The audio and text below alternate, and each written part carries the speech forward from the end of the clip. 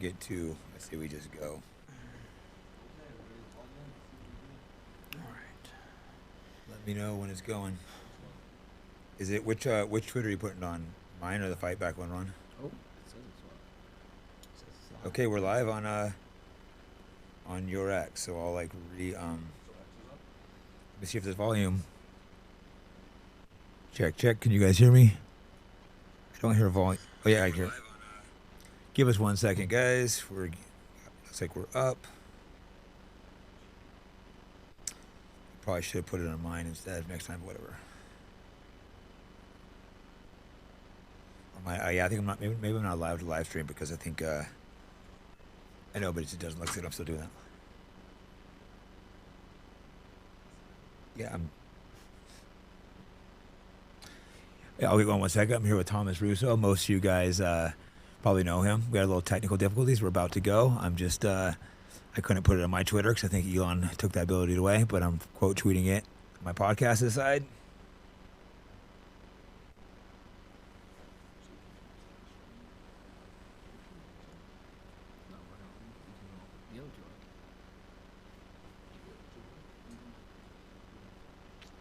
So we're live on 2 out of 3 platforms?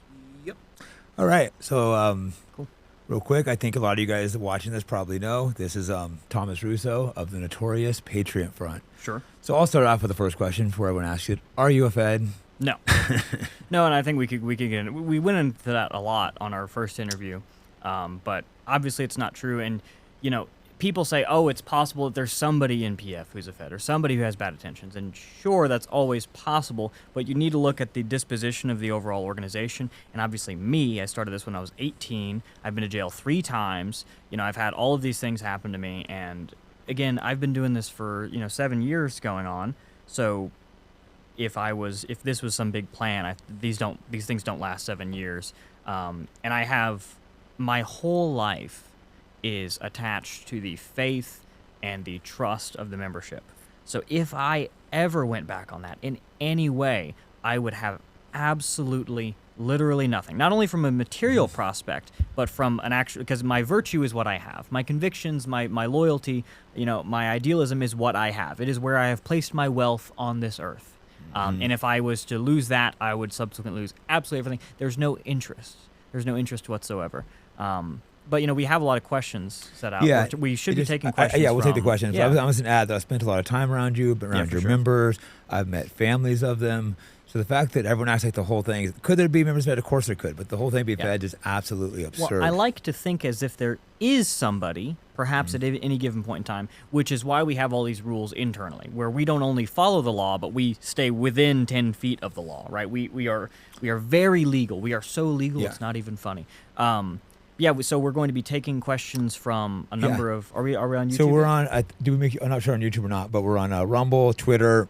Basically, Twitter. We'll try to take all questions, both good and bad. Super chats will get prioritized, of course. But if you don't pay me, you can't answer. No, just kidding. We try to answer everyone we can. I guess we'll just start knocking away. And I think people can also submit questions on Telegram. Is that so? We have it in our Telegram. Yeah, the Telegram chat. What's our Telegram handle? Fight Back Podcast. I should know these things. So let's get into some questions. So while we wait for the live comments to start rolling in. Yeah, we have a number of already collected questions. I've got some of these from the past day or two since he announced there's going to be a live stream that I've collected. So first one, Thomas. Graper Juden says, ask him, what does he think about people trying to compare the founding of the United States, the thing with the Indians, and Israel? The thing with the Indians. That's what it was. So there's a lot of differences. I mean, most notably is that with the actions, but first of all, the time they took place is very different. The circumstances, and also I think the settlement, the creation of Israel is uniquely artificial in a lot of contexts. Again, people can make arguments that the Jews should have some countries so that they're all there. But that being said, the manners of settlement and land encroachment happening in Israel, I think, are very different than happened on the frontier. Of course, you had the American settlers who settled the continent and expanded across it. But if you actually look into the Indian Removal Act, then, Andrew Jackson did that as an act of mercy. He did that as an act to take the Indians who were incrementally losing their land, because what would happen is they would sell it. the individual Indians, they would sell their land for money or for booze or for whatever. And then that was happening in piecemeal. These tribes were being deconstructed, and they were selling their own land. They were moving themselves, and they just weren't able to compete with a society that had industry and agriculture and a sedentary way of living in a lot of cases, and a society with a written language and such things as currency and the wheel. So the Indian Removal Act was actually a measure to preserve and protect these people by giving them huge chunks of land that would be theirs in perpetuity. And ever since the reservation model has been created, by and large, these have been theirs and for their kids. And I mean, these are exclusive places for the tribes. And a lot of people can even argue, depending on how much brutality was waged upon the settlers. The Indians, obviously, I'm not going to say that the Palestinians are not fighting the Jews, like they're killing each other, but the Jews are, in Israel, are uniquely brutal in what they're doing. But the American settlement, in terms of the honor and the responsibility, they're utterly apples and oranges. I could keep going, but the reservations are a very honorable and a very fine resolution to the whole matter. And frankly, the way in which Americans prospered and created America is such a more organic function, because it extends so much further. And I'm not going to say that every conquest throughout all of history is wrong, because everywhere was conquered at some point. But you need to actually look into the details of these things. Again, it's also uniquely wrong because at the same time the Israelis are doing this thing, they're trying to expand their borders. They're trying to take ethnocentrism away from everybody else. They're trying to subvert everybody else's interests and destabilize their neighbors with civil wars and other things in a very covert, subversive, dishonorable way. So I think there's many differences. Not just one part that bothers me nations, is they pretend they won't admit they're doing it. They pretend like that was always their land. If you would just admit you did it, we admit that we went and took land from the Indians. We gave them reservations. A lot of them get monthly money. We could be like, oh, maybe it was some fucked up stuff. Like time periods change too, and they're just like, what are you talking about? This is always our land. That part bothers me. No, I mean there's a huge difference in the honesty of it. And the reservations, there's issues with the land management and things like that, but broadly proportional, the Indians are a certain percentage of the country population-wise, and they have a similar percentage of the country land mass-wise that is a reservation for them. So it's directly representative, and they can have all sorts of exclusionary policies on who can own land, who can own that land, and so on and so forth. So in my opinion, they should be grateful. In America, you look at all the other conquests in world history, preceding, the 1800s, and America's mercy and responsibility with the whole matter of Indian resettlement is an outlier of how nice it was, about how much temperance and patience was shown, in spite of if you actually look into the history. Of course, everything is very red-washed. Yeah, I haven't studied this enough, honestly. They weren't tree-hugging pacifists. The brutality, the Comanche would dismember and torture people. And it's not like this is some audacious claim. This is accounted, many cases. And the thing is, white people, Europeans, didn't suddenly settle on the continent and immediately start firing at the tribes. Yeah. There were many efforts for peace, but time after time, treaties were broken because, these tribes were not, they're nations, but they weren't governments. They couldn't actually maintain these treaties. So, they would sign a treaty, and then a few years later, they would, a band of wagoners would be, in one case in Texas, one of the treaties was broken because they assaulted the wagons and then they tied the teamsters, the guys running the wagons, to the wheels and then burned them alive. Wow. Yeah. And the Comanche would, rape and pillage and all these terrible things, even back to Jamestown, the first settlement in the country. I believe the story is one day the Indians all went in to the village of Jamestown, and they all went in and started eating and breaking bread with all of the European colonists. And then some signal went out, and they just started brutally massacring the residents of Jamestown, and they almost wiped out the whole city. And this was unprovoked. And then you go back to the I think Pontiac's rebellion, where the same thing happened to a bunch of British fortifications and settlements, where they would act as friends, and then some signal would happen, and they would kill men, women. In the Declaration of Independence, Declaration of Independence, one of the last lines is, why we're declaring independence. It's because of the merciless Indian savages whose known rule of warfare is indiscriminate between various ages and sexes alike. So the comparison is flawed, and frankly, I believe the person who's asking this is probably Jewish. In which case, you have an Yeah. inherent bias, and you're not getting over it. And I'm not going to play that game. Nice try. Next. Well, we learned some more about history. Well, in the that meantime. actually. So the next one I had Let's hear it. queued up from X earlier today. Link says, "Ask him if he's Jewish." No. Okay. Next question. Okay, we got the first. We got a Rumble super chat. It says, "Hey Thomas, not a PF member, but I did lend you a beard trimmer some years back. Anyways, my question is, who is your favorite founding father, and what would you recommend for reading from the founding fathers?" Just to be clear, I don't recall that, but if you did, it's very nice. Favorite founding father? And what would you? And they're reading from them. Reading from the favorite, again, it's cliche. It's cliche for a reason. George Washington, he was a leader, he was a statesman, he was a battlefield commander. He set precedent, he outlined, the government and set a lot of standards for principles and virtue. And if you were to read one thing written by Washington, I would say it'd be his farewell address, which still has many poignant messages and words for today. A lot of the things which have happened poorly to our government, he foresaw. And I think because he foresaw them and spoke against him, it delayed perhaps, the inevitable degradation of any society. I think no society can last forever in a totally static position. Time and time, new generations will need to rise to the occasion. And I think Washington's message and example helped that. I got that same homework, so we have to everyone, me included, have to read his speech. It's today. a little dense, but you have to remember he was a very smart man and he was writing to a lot of people. It's important to read the old history. We You just need to talked build about up this your before this. comprehension. Yeah, for sure.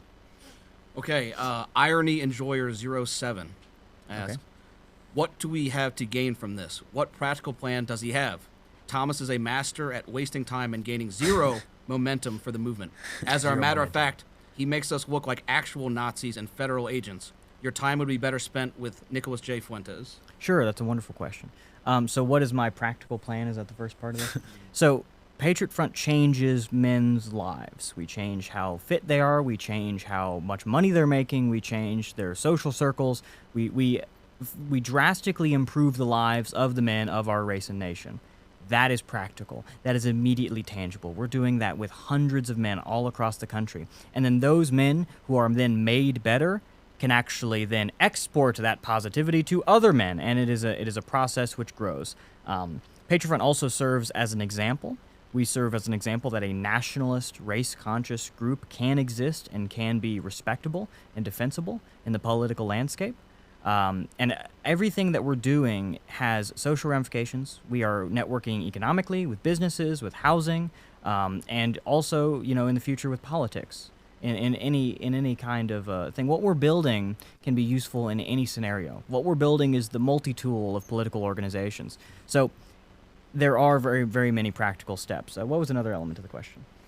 Well, just real quick, I want to add Yeah. to that. Like, I've been around you guys. I've seen you guys talk about how you helped with drug addiction, how now they're sober. We've gone and done and helped clean up disaster relief. You've built in communities. You've done a lot to Exactly. build communities, Yeah, and I mean, we've had a tangible effect in people's lives. And, you can say, oh, well, it would be better if you were making laws in Congress. It's like, that's great, but we aren't, and right now we can't. But people need to be out there changing people's lives. And it's one thing, if you're telling people what to do, but it's another thing to actually build a community which that person can then join and have that effect. What's another element of the question? So the second part of it was that you make us all look like Nazis Actual and federal Nazis. agents. Actual and your time Nazis. You're actual Nazis. Yeah. And your time would be better spent off with Fuentes. Right. So on Fuentes, he's made some disparaging comments about the organization. I won't, necessarily return any of the vitriol. And I mean, he has reasonable concerns about the risks of organizing. I'm a subject matter expert on the organizing that PF does, and I can guarantee that the risk is balanced to the benefit and the reward. Yeah. And the risk of doing nothing is highest of all. I know that the argument of, oh, you're just doing nothing is overused. I get that. But yeah, that's regardless. The other angle is actual Nazis. Well, I don't know. Nazis. I don't know what an actual. We're not in Germany. It's not 1930s. So yeah, whatever that means. Yeah, I mean, Nazi in a lot of cases, in practically all cases, is a pejorative. It doesn't really mean anything. And I'm not trying to not be a Nazi. I'm not trying to be a Nazi. I'm trying to follow my beliefs and my convictions and the heritage of my people and pursue my interest as an American and as a descendant of the European race. If that makes me a Nazi, then so be it. But if if this phrase is just a pejorative that doesn't mean anything. And also, if you're reacting, if you see what PF is doing and you're somebody who holds these beliefs and then you're clutching your pearls about it because it's offensive to you, then I think you have other problems. I mean, I don't think white people should be scared of being called the big N-word. No, exactly. It's ridiculous. And I like you and Nick, and I would love to hopefully sure. get you guys in the same room one day and hang out, on or off camera, but just Yeah. even off camera would be totally fine just to get you guys. Because I think I'm you guys friendly with have anybody, like a lot of the same goals, and I think you'd end up getting along fine. And, there's a benefit to people doing different things in different ways, right? There's a benefit in having different strategies and different tactics ongoing. But, we should be able to learn from one another. But anyways, that's Just like me and you, we don't have the exact same goals, but No. we have some things we share, and we can realize that, we can be useful to each other and still be friends without having 100% identical views. Yeah, absolutely. Okay, so building on the actual Nazis Actual question, As we opposed have to the here, fake ones. ask him if he is a National Socialist and make him answer. Make him Please. answer. Make him. He says, you have "Please, to answer. I'm Thank a you. fighter. You have and I to will answer. be Headlock listening. incoming. I will be listening, says Pink Wrinkle. Well, Mr. Pink Wrinkle. So I feel like I've answered this question in a talking head video, but I don't personally claim the label. I feel like people stumble over political labels in a lot. Am I a nationalist? Yes. Am I a capital S socialist? I wouldn't necessarily know about that. I'm not that into economics. But I do believe that the interest of the people should be able to control the economy, lest the economy control the people. If that makes me a socialist, you be the judge of that. But I think there's a lot of different people who have a lot of different ideas on what a national socialist is. And I personally have chosen not to step into the arena of that particular battle and have my own definition, which I am fighting to make the standard.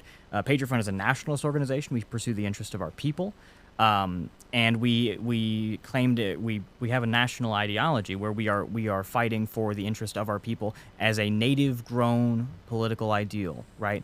I think a lot of people that claim that label in the United States have, at least in recent years, I've seen they have an anti-American disposition, where the fact that America fought in World War II is almost like the version of original sin, where because of that we need to sublimate our national identity and feel shame for being Americans because of how bad things are or how the United States, has contributed to the current neoliberal global order. But I feel like that's very unproductive. That's hating yourself for being American because of these things is just another form of white guilt to me. And I think we need to realize the strength and the power of our heritage. And America it's a great power. We have our own narrative. People, I think we'll get to it later, but we have our own narrative. We have our own story to tell. And I think that sums up my answer. So it depends on your definition, but I don't personally claim the label because a lot of people have their own definitions, and I've chosen not to engage in that. Yeah, they've made it such like a negative thing, and the reality is there's some good things, some bad things. So to take on this label, all of his ideas would be stupid. We can look back and you could dissect through what he does. But this is good, this is bad, this is good. So to be retarded, this is a different country, different time period. A national socialist, it's like we're Americans. Well, and it should be clear that nothing that I say, PF doesn't believe in optics. I don't believe in the word optics. I never use it. I never say PF has good optics, they say. I think people are silly that say that. I believe everything I say, and I say everything that I believe. So there's no question. I think people online make a lot of mistakes, and they say, oh, actually, everybody secretly believes with me and thinks exactly like I do, but if they say anything different, it's because they're too scared to say what they really think, which is, of course, that everybody agrees with me. I think it's extremely reductive and an extremely convenient argument. So I hope that answers the question. I'm sure we'll come back around to that. There's one. Technically, this isn't a question; it's a statement. It's a statement. But it says, "Rico charge honeypot," and I should also note it's said by a guy. His name is Please Be Nice to Me. Okay. Well, It's kind of hard to be asked a question like that and then be nice to you. I'm going to be nice to you when I say this. So Rico charge honeypot, question mark, presumably question mark. So Rico is a very overly used law. The predicate offenses for Rico are like mafia type things like kidnapping, extortion money, counterfeiting currency. And it goes without saying that PF doesn't do any of these things at all. Not even close. Not even close to a thing that is close to it. So, in order for RICO charges, and again, also, it's been said that PF, because we're a group, because we call ourselves a group, even though the group is not a legal entity, it's not a corporation, you don't get a W-2 when you join the organization, that if one person does something bad, then they can then jail everybody. That's not how it works, and that's not even how RICO works.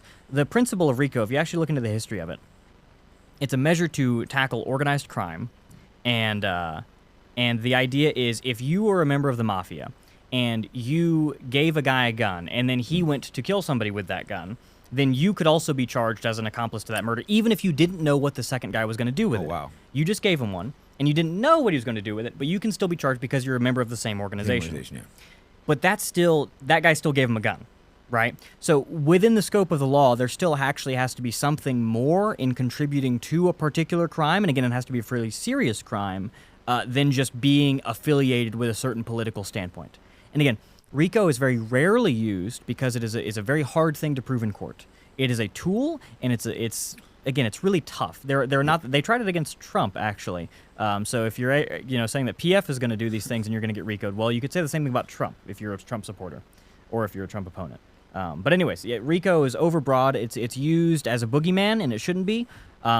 Obviously, I care very much about legality. I care so much about the safety and the security and the longevity and the prosperity of the membership. You have no idea. I care about that so much more than literally anybody else on the planet. But I also care about the state of the country. I also care about taking the men that are willing to fight for these things and putting them to the jobs that they need to do in order to push the country in the right direction. So, RICO honeypot, no. And again, if it was a honeypot, Fed honeypots don't last 7 years. I would like to add, you also have strict rules like the guns and stuff, which would be a little annoying, but members can't go shooting together, stuff like that, correct? Can't sell each other guns, yeah. And that's how they would get you in the RICO charges and gun charges and Fed charges. That's one of the ways they would get you. Well, yeah, a chosen tactic of federal agents for a lot of groups in the past is they would join a group and then say, hey, do you want to buy my really special gun? Look how cool it is. But in PF, you're not even allowed to get to that point. So we're not doing up to the legal limit. We're doing like within 10 feet of the legal limit. Yeah.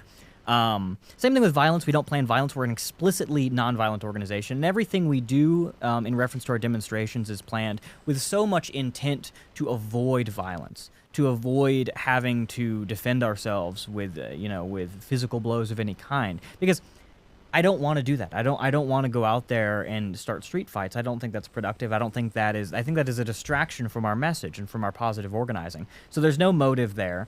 Again, RICO honeypot, not a question mark. Thumbs down, not happening. Next question. Is the shields for like protection, like more of like a defensive maneuver? The shields are firstly, they're a deterrent, because somebody will see the shields and say, those guys seem like they know what they're doing, they're prepared. I'm not going to run up to 200 of them and try to flail my arms at them. And also, the shield is so that I'm holding this out there, and I can stand here, and you can wail on this piece of metal or polycarbonate, and I don't have to touch you. Yeah. I can prevent myself from bodily injury in a stationary position, keeping you in one spot while also not having to touch you. If I didn't have a shield, in order to defend yourself, you would have to like beat someone up. You would have to neutralize them. Or you could choke them, but that's... You would have to do any one of the things. I'm sure you would know every single one of them to do. Yes. But if I have a wall in between us, you can just stand there and wail on it, and I'm fine. As opposed to actually having to touch the person. Smart tactic, because I know I wouldn't be able to hold my temper. If I had a shield, maybe I could kind of laugh at, haha, this dumb idiot's hitting the shield. And the guys have an extreme and otherworldly amount of restraint when it comes to these things. It goes without saying, like, if people have made all these allegations. If I got 200 guys into a downtown area, and my actual motivation was that I want to fight people, I want to get into a street fight, and I want to beat somebody up. With 200 guys, do you think I could beat somebody up if that was my actual motive? Yeah, I think we're so competent that we could probably arrange a street fight. That black guy that sued you guys after attacking 100 guys? If our motive was to go out and beat somebody up, you think there would be more evidence for it than a scratch on somebody's finger. Again, the motive doesn't check out. The PF is a nonviolent organization. We're a very lawful organization, and we care very deeply about making sure that we can organize while making sure that the considerations of the legal climate in America are respected.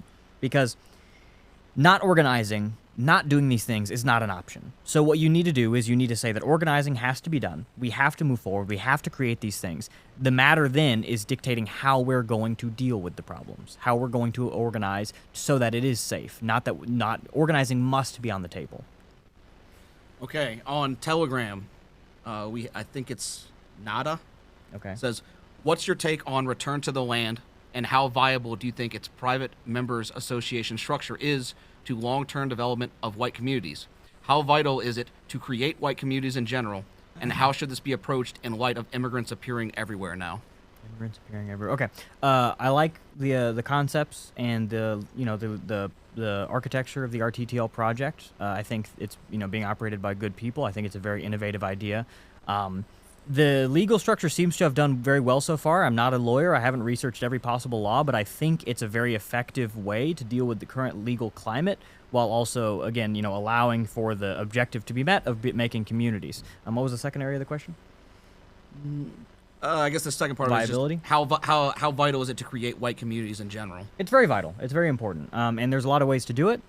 Patriot Front does it in our own ways. But yes, it's incredibly vital because a lot of what's happening to the country is happening to us because our sense of community has been ripped from us, and our communities have been destabilized by mass immigration.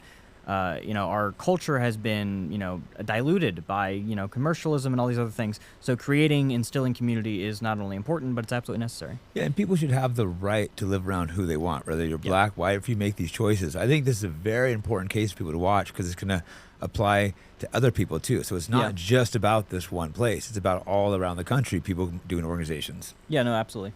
Oh. Okay, still on Telegram, AK says, how does Patriot Front handle men who want to join but have been convicted of a felony charge in the past? Every stand-up white man that I know has at least one felony in his past. At least one. And none are eligible according to the website. Well, I don't think the website explicitly I only got says- misdemeanors. Yeah, I don't think the website explicitly says anything about felonies.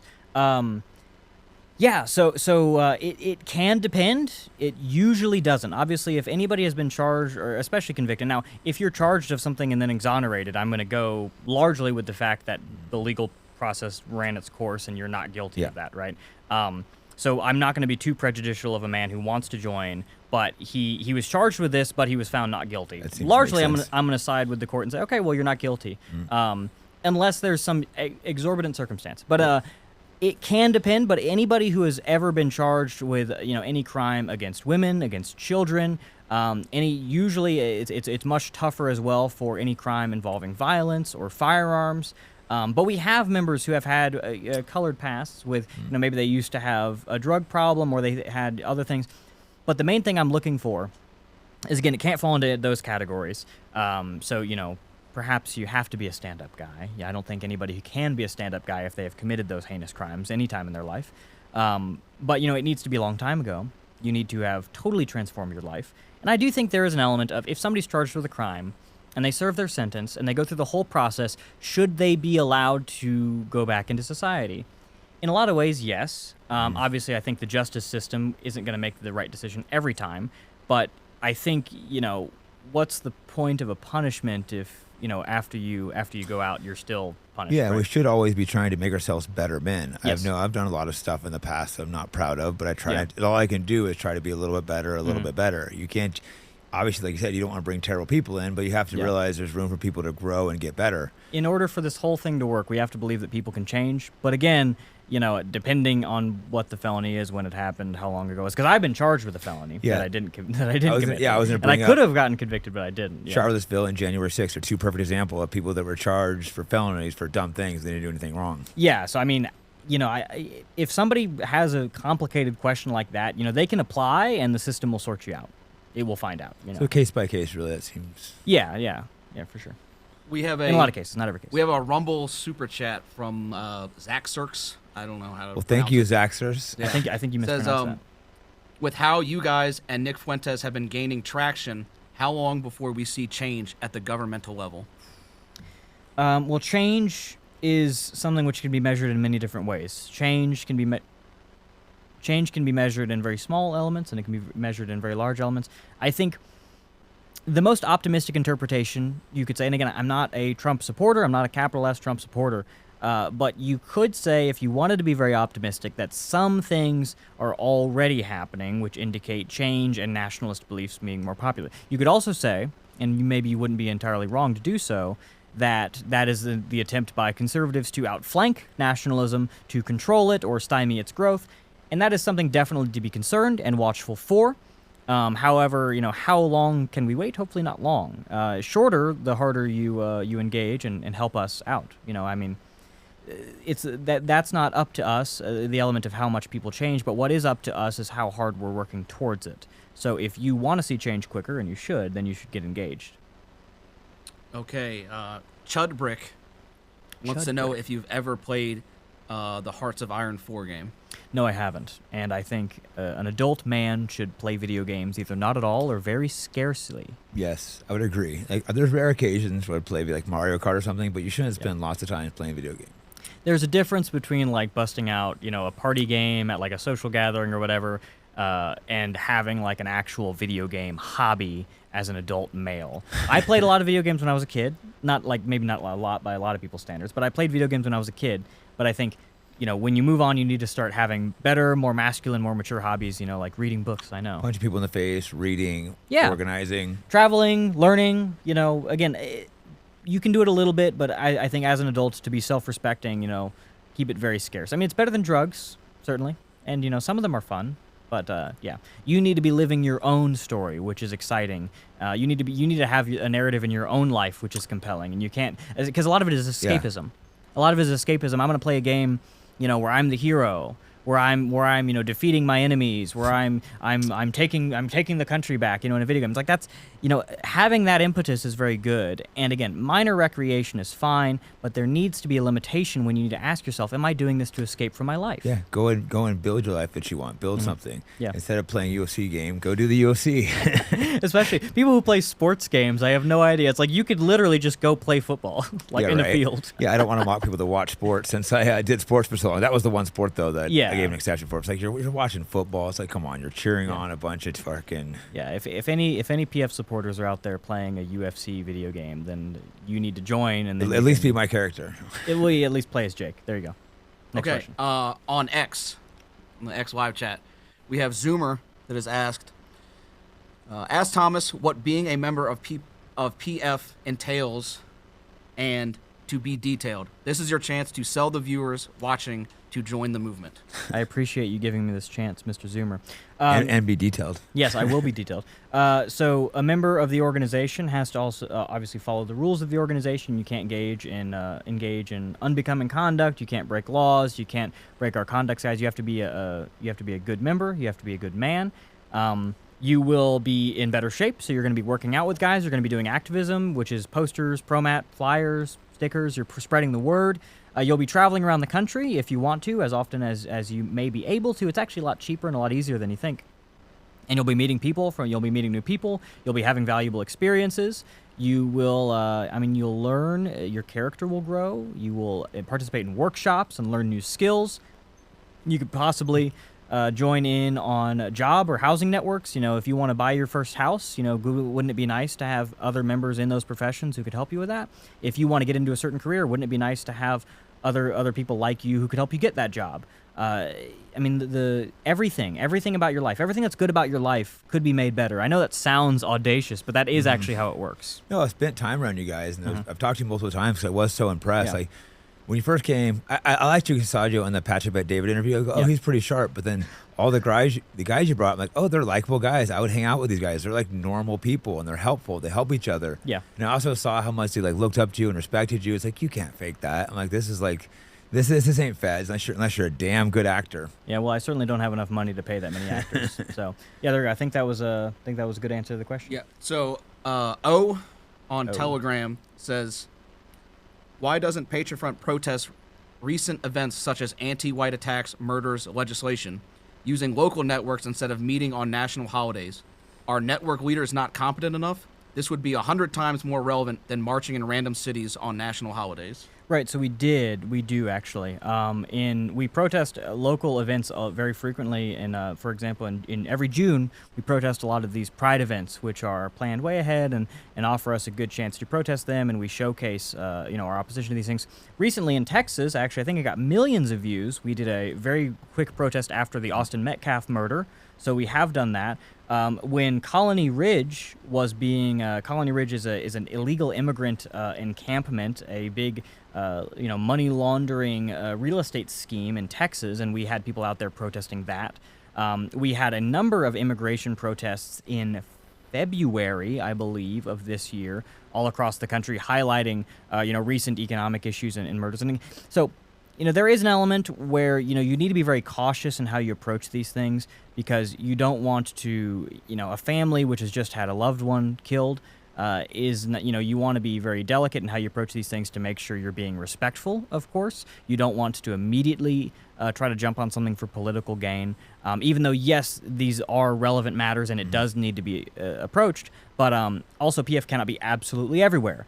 Not yet. We're trying to do that. And but also, when we're doing these massive marches, we pick big cities for a reason. They're large hubs of finance, of population, of the economy, and we get tens of millions of views, which is very relevant. So, being there in a pre-planned way in a large city, in a large march, sends a broader message. And also, we're talking about ourselves. When we do a large march, the message is sometimes just that Patriot Front is good and we are capable and we are here and we are organized in all these facets. And that's very productive. That's very productive for us to do, and the marches are functional. But we also engage in smaller protests. And if your disposition is that, oh, well, we didn't do this exact thing or this exact thing, well, then you should get engaged and you should help.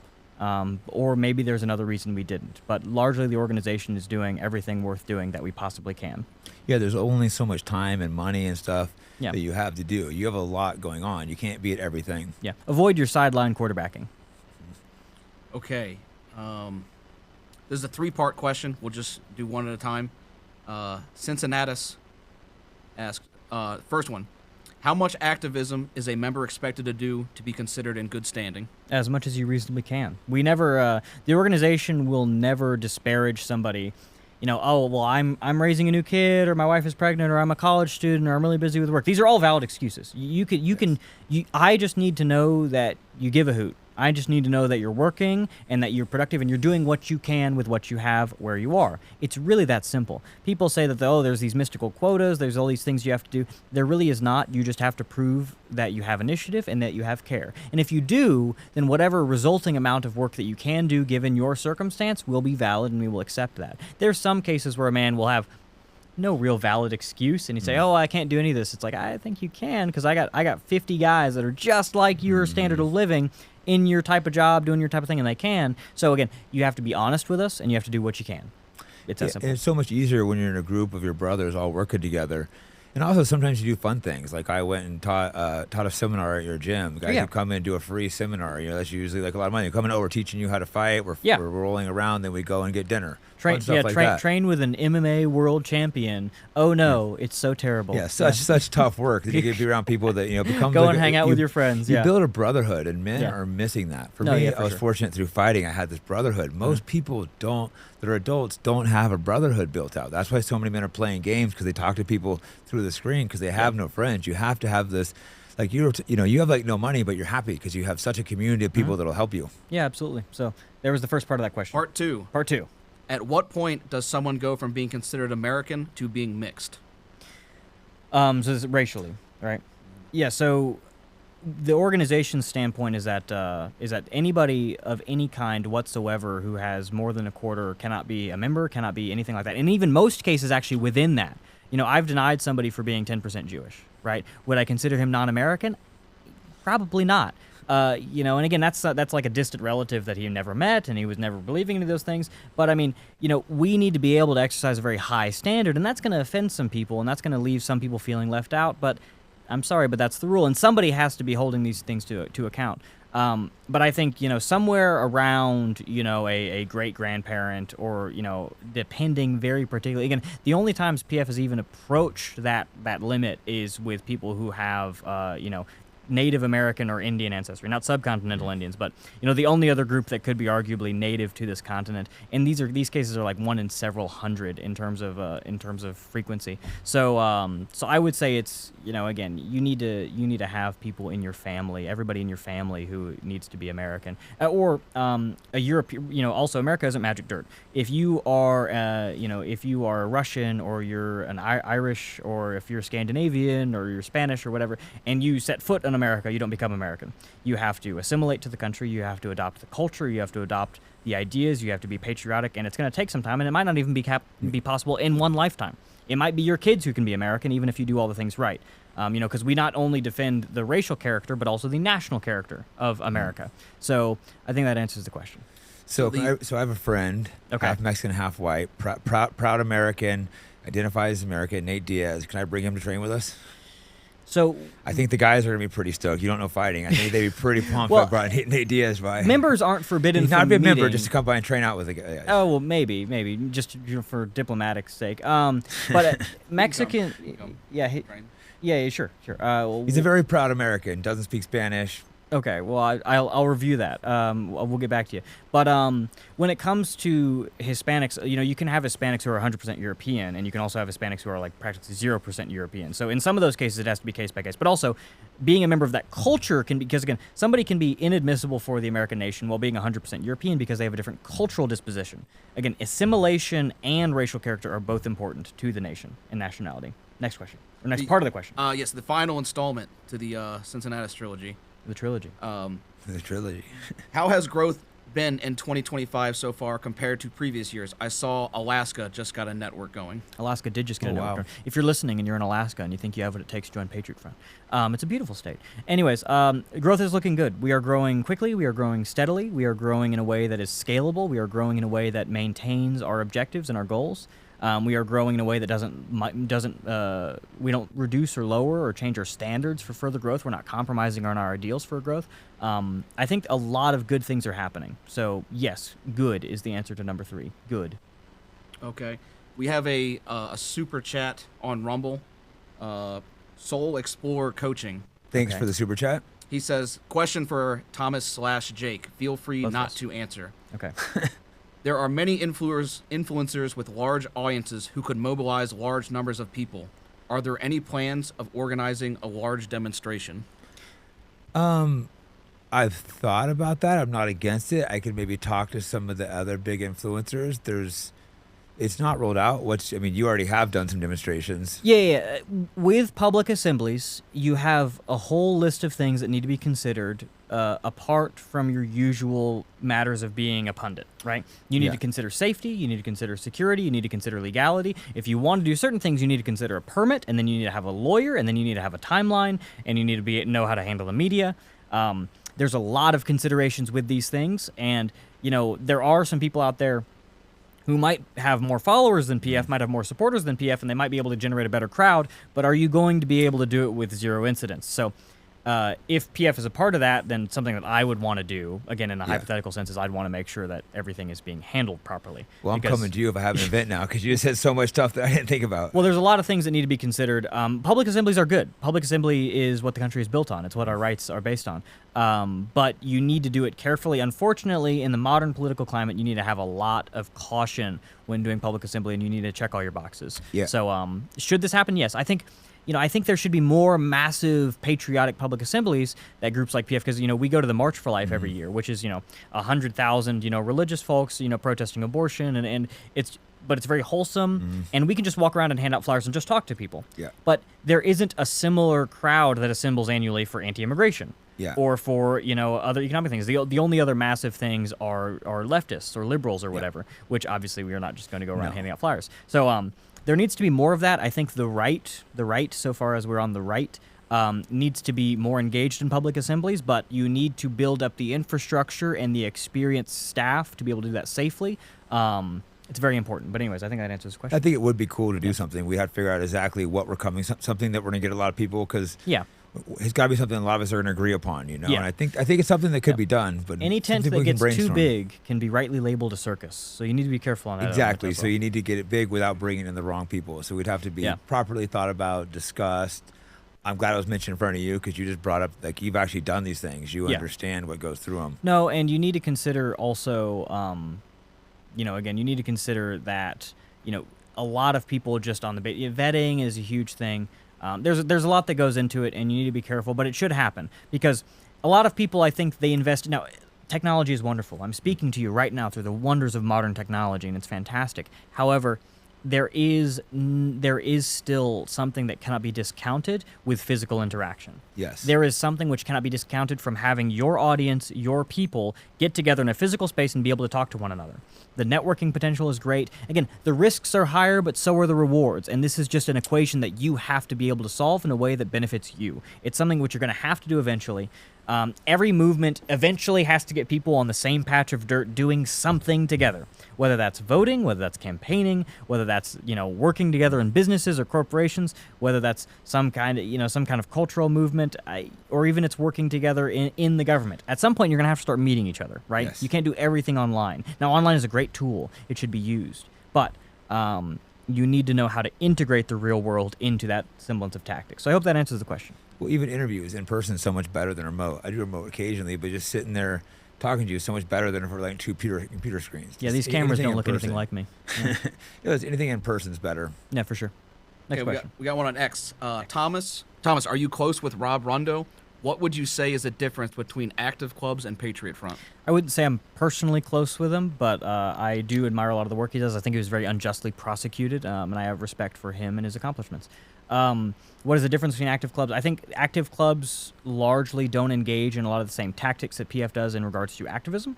I think they're more focused on social, creating social spaces, cultural output on like a content area, focus, and fitness, which Patriot Front also does those things, but we just also do different things in addition to that, and maybe it's a different focus.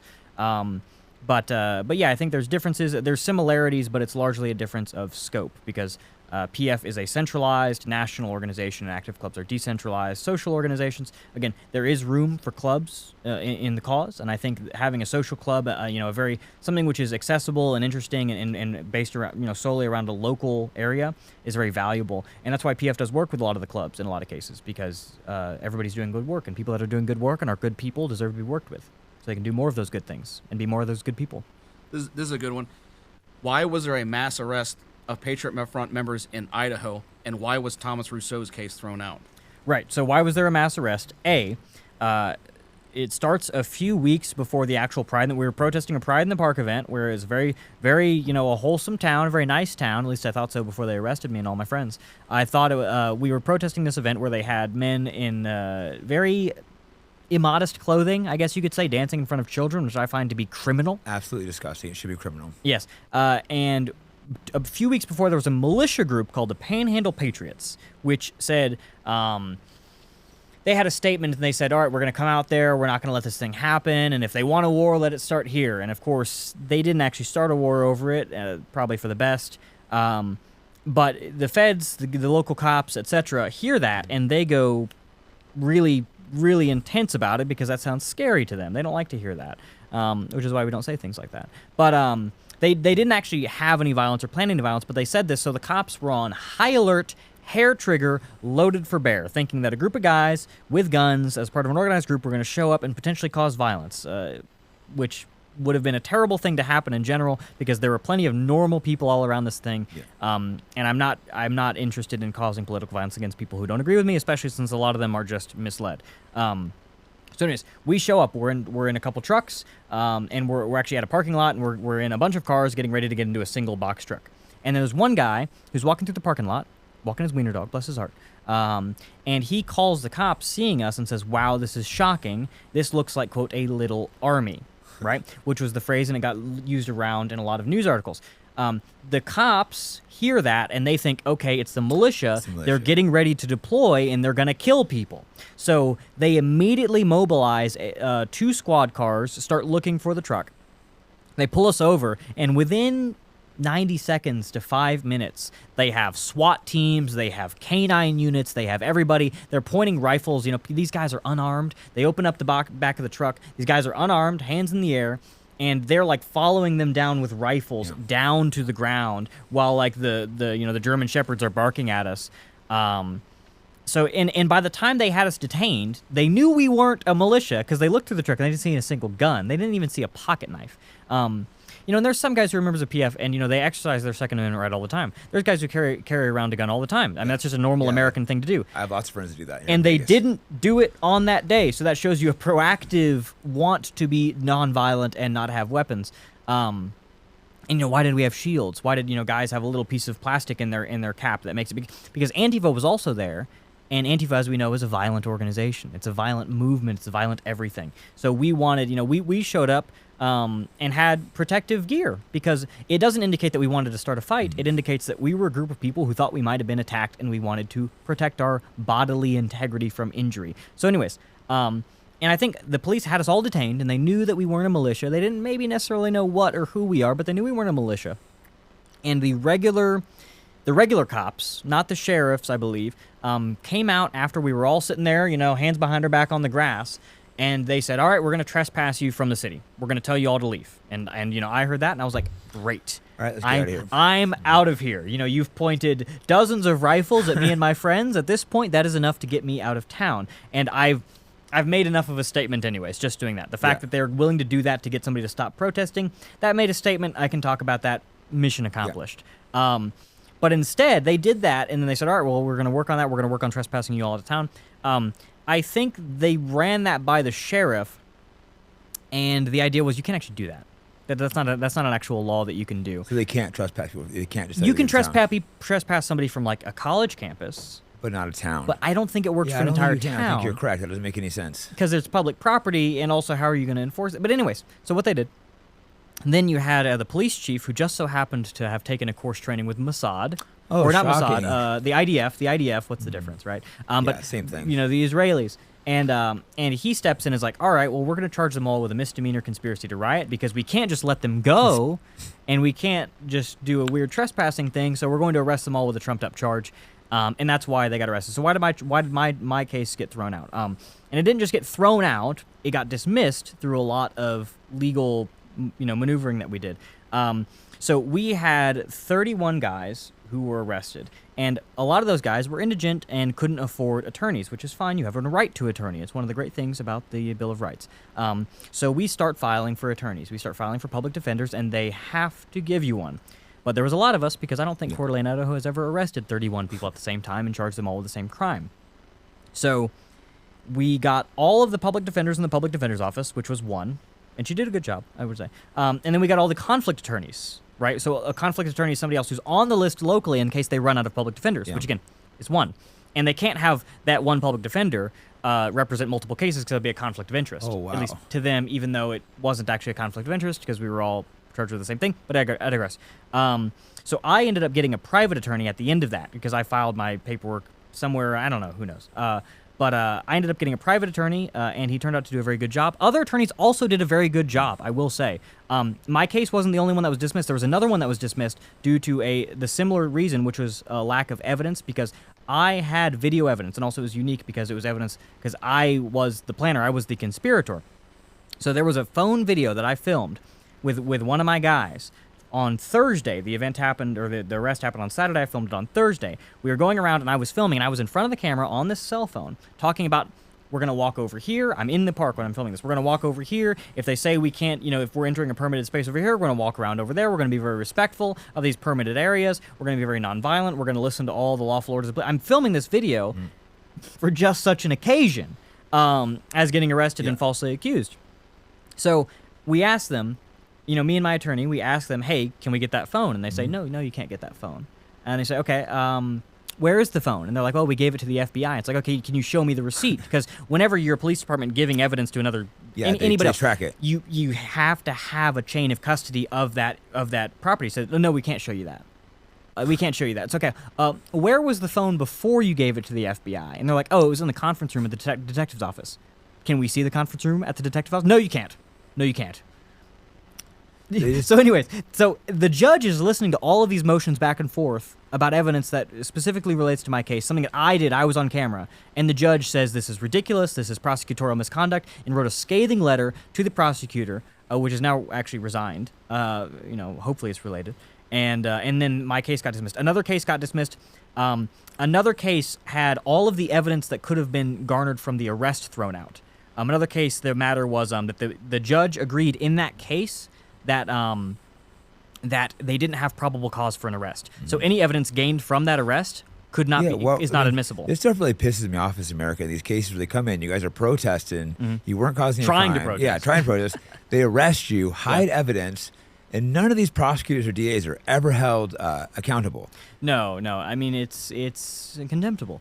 But another case, they agreed that, okay, no evidence from the arrest can be used in trial. But that was all of the evidence. But after a few guys go to trial, and it's clear that the juries are, bless their hearts, the juries, they were uneducated on the matter, and I think the prosecutor And again, not all the attorneys were great either, because we employed, or the state employed for us, and which is why the whole thing cost $3 million of the state's money, of the county's money, which I didn't want them to spend any of that. I hate that the taxpayers were squeezed like blood from a stone for that case. But anyways, and then after a few of the trials where the prosecution, their whole idea was just, look how scary these guys are. Look how weird this is. Isn't this unusual? Shouldn't unusual things be illegal? In your opinion, shouldn't we arrest people that might be scary? And somebody who does not have any knowledge of public assembly and a lot of these Bill of Rights, and the best and the worst thing about a jury is that they're just random people off the street. So a deal was extended. Hey, for the rest of you, you can take a deal which is $100 fine, and don't come back to CDA in a year, and don't come back to the park in 2 years, and that's it. They just get it to go away because they didn't want to fill up the courtrooms with these trials for weeks on end. And a lot of the guys, I mean, very smartly, I think that's, it's not great, but I mean, you're going into a contested legal area, and if you're ever in a tough situation like this, I hope you have as much discretion as these men did. And that's how a lot of the case ended, with a $100 fine. Some of the guys, and for the first round of trials, they were like, all right, we've convicted you legally. A misdemeanor in Idaho, you could go into jail for upwards of a year, 365 days. The judge gave them 3. And the next guys didn't even get any days in jail. So that tells you that the jury thought, oh, these guys did it. But the judge is thinking, oh, this isn't actually a real thing. I'm just going to give you a $1,000 fine and tell you not to come back for a year. So that was the actual whole matter. Anyways, that's a long. I could keep talking for an hour. It's just ridiculous, though. These cases, it's always against what's considered conservative too. They never do this against Antifa when they're attacking people. It always goes one way. And Coeur d'Alene is a beautiful conservative town, or conservative. You would think so. Mostly white. Like, I love it up there. Well, the problem is, I mean, they take this town and they install these. I mean, the prosecutors, the mayor, the public officials, the police chief. I mean, they're totally wolves in sheep's clothing. They don't care about the culture of the region. They don't care about the demographics of the region. In fact, they're doing everything they can. This idyllic place, and I mean, it's wonderful. I love North Idaho. Something I've noticed is they take these all-white areas and they try to flood them with immigrants. It's just like... No, what they're doing is part of a very conservative effort. I think they had something in the government called the Liberal Consortium. It's quite literally a big NGO project to turn Coeur d'Alene, Idaho into Portland. Because, they'll make so much more money, right? Like, they don't want any areas that are all white. There should at least be some areas. Well, any area that has a majority of white people is white supremacist, because white people can only get that by being a dominating, evil supremacist force. So we need to eradicate white people to make sure that white supremacy can't be a problem. That's what they say. It is crazy they actually say this stuff. Yeah. But anyways, next question. I hope that I've answered that. We have another Rumble super chat from Zach Sirks again. Well, thank you for the super chat. Yeah, another guy. He said, what is the ideological basis that both you and the Return to the Land guy allow paganism? It's strange since it's such a minority. Is it a reflection of the type of person who joins? No. Somebody's religious beliefs are always a reflection of who they are. So the ideological basis is that, in the cases of European paganism that is rooted in European traditions, I see no issue with it. Patriot Front does not have a state religion. I believe in religious freedom within certain scopes, that it has to be of our race and nation. It has to be of our character and culture. And however you practice, there's people who are Christians who follow Christianity in such a way or have morals or principles that would make them inadmissible for the organization, just like there's pagans who follow their religion in such a way that makes them admissible. Or there's other pagans who do not hold our beliefs and maybe follow that with a way that would make them inadmissible. But, I allow a very limited religious freedom, just like the founders did. So why wouldn't I let them in? You say it's strange. I think every different denomination of Christianity probably thinks that there's some strange practices of the other. Yeah, I think every religion seems strange to somebody who doesn't believe in it. I've met like 10 pagans in the last year, and I'm really fascinated by it. I was telling you earlier, I want to put a little mini documentary together because I'm just so fascinated. They keep meeting pagans. They've all been white, a lot of times like nationalistic groups, and it's just... No, I don't know much about it, but I'm very curious where it's coming from, what's happening. I think it's very important that we have cultural and sometimes religious practices that connect us in the New World, in America, to our much more antiquated European heritage, which much of it is pre-Christian. So I think that's valuable. These people are accepted. They're very productive, enterprising members of the organization where they are.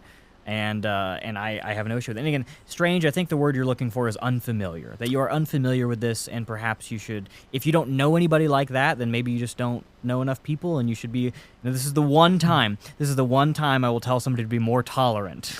Yeah, so, no. so don't take it out of context. No, like there's like the red ice, something for them. Like they're up great there. folks, yeah. They brought me into their home. They were so nice. Like, oh, we're pagans. I'm like, oh, this is so fascinating. Just like nice people, and like, there've been multiple pagans and made like that. So I'm Yeah. curious about it to learn, Yeah. you know, where they're And, coming from. Again, just like Christians, there's a lot of people that follow these things who are probably not, totally patriotic or nationalistic, but that's conflating, too many things with religion. I Yeah. think because people think there's been like these left wing pagans. You think these like dumb fat like girl the- with purple hair. Yeah. So I think that's how The I've women always who seen it think they're before. witches, yeah. But now I'm meeting all these like white, some of them men, very like strong. No, there's a lot of valuable traditions that can be used, which exude strength and a cultural heritage and memory that is very productive. So yeah, and the best of any of them, the best of any of the pagans are in Patriot Front. If you want to know where to find the them. best pagans. Yeah, some of the best Christians too, as well. We have I'm biased. a Rumble super chat from Kasper Sokolov. Getting all kinds of super chats. My first live stream. Yeah, you're doing well. Since you're expanding into Alaska, is it possible? Would you expand into Hawaii or the U.S. territories? Hawaii and the territories, no. So Alaska is different because it's actually very American. Hawaii, I think America should probably have territories from a geopolitical standpoint and a resource standpoint, but territories are not part of the nation, and they're not part of the citizenry either. At least they shouldn't be. I actually think Hawaii shouldn't be a state. This is a very hot take. If you live in Hawaii and you're offended by this, I'm sorry, but I think there's a fundamental distinction with a country, with a state that's in the middle of the Pacific Ocean, and also has such a foreign racial character and demographic that I think it shouldn't be a state in the same way that Puerto Rico is not a state and should not be a state. So short answer, no. Long answer, what you just heard. Yeah, Hawaii. I've been there quite a bit. It's, the it's a landscape is very nice. racist spot. I think it's gotten less racist. Well, against white people. Oh yeah. Because when I first went there, went there like Nick Diaz stuff. We got some fights for being, well, Nick's half Mexican, but he looks white, for being white. But then they love fighting, so now we get treated great there. So I'm not sure if it became less racist Yeah. or if it's they recognize me. So I can go to the parts of Hawaii that you're not supposed to go to, but it's a very like. Oh yeah. It would No, be these people interesting shouldn't be if it's voting. flipped. I think it's ridiculous when the president does something in Washington, D.C., and then some judge in the middle of the Pacific Ocean on an island can say, "I'm sorry, the border has to stay open." It's like, sir, who are you? Where are you coming from? This should not be how a sane country operates. No, so yeah, and- Hawaii, they shouldn't. They be get voting, very so. angry of white people moving there. At least they used to. Might be changing a little bit, but they're like they don't want any white people coming in. Howlies, they call us. Go home, Howley. But now I get treated great there, I think, because they love fighting. But I understand originally the I did not. geopolitical significance of Hawaii as a commanding role from a naval perspective in the middle of the Pacific, and I wouldn't just be in favor of giving it to China or anything. But that there's something for the same reason that the early American revolutionaries thought that, hey, people across the ocean in an island shouldn't be dictating how we live. I think the same thing can be used against Hawaii. And again, there might some of them in Hawaii, I assume, are good people. I've met a lot of good people there, yeah. But it's just a matter of civics. It's a matter of civics and also the organization. Alaska's already far. Hawaii's even farther. Next question. Rumble super chat. Thanks Lepus for another super Lucius, chat. I think it is. Who? What? Wait, whatever.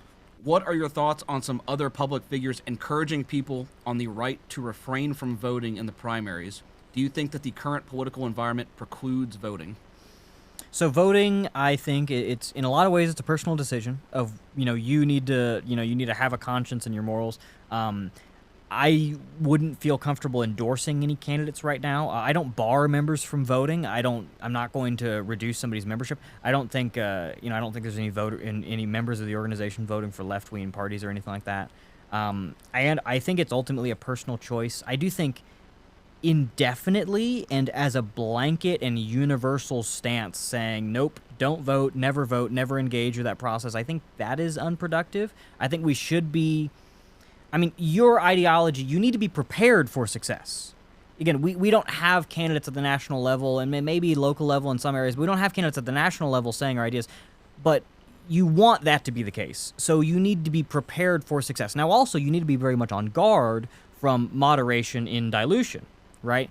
But you need to be open-minded to the fact that we can engage in new climes, in new areas of the political battlefield. Sure. You can say that, hey, there's nobody worth voting for right now. and you might be right. But I don't have a full list of the candidates in front of me. But you'd probably be right. I like Thomas Massey personally, but Well, he's good on the matter of opposing. I don't know all of his issues. Just He's on not that great alone, on yeah. immigration. He's not great on immigration. He needs to in crime. He needs to. Yeah. He said that the border didn't need as much funding as it probably should. But anyways, again, you get into a lot of this. I think ultimately within the organization, voting is a personal choice. I just want to make sure everybody has the right morals and the right convictions. But you need to be prepared for success. So you can probably say and probably be right that there's nobody worth voting for right now to get your capital S support. But you need to be open-minded not only to having candidates, but also if people in power are going to say, okay, nationalism is a really big deal now, maybe a few years down the line, again, we hope it happens, I'm going to start saying that, and I'm going to be a nationalist, and I'm going to push some of your policy points. Should that politician be rewarded with some of the votes? That's a question you need to be ready to answer when that time comes. Yeah, and I think this might have been, I don't know if there's something that publicly or privately was shared, but you made some small changes in local elections. I think that might have been something private, but it just shows you are thinking about that type of stuff. We have the capability. I think PF has a great group of activists, and we have the ability to project that into all fields of politics, right? Whether it's charitable works, whether that is politics. So we are very open-minded in helping people network and do these other things. And again, we are prepared for success. We are prepared for nationalist politics to enter the conventional landscape.